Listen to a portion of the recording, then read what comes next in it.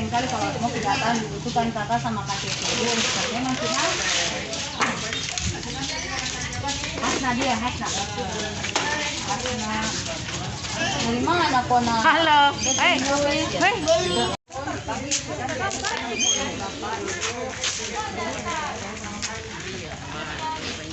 Tiga.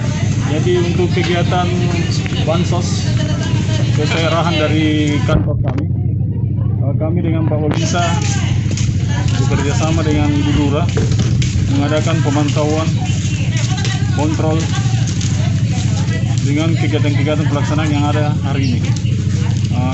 Di samping itu kami juga mengadakan pengawasan tentang prokes COVID-19.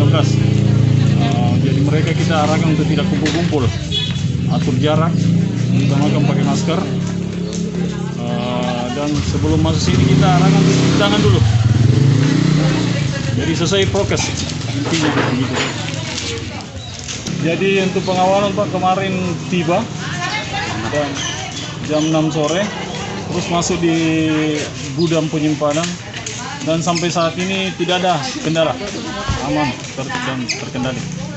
Paket 68 karung. Karungnya 168 karung. 164 orang. Untuk 84 orang. Orang dapat 2 karung ya? Karung isi karung 5 kilo, 5 kilo jadi semua 10 kilo satu orang. Oh ya siap.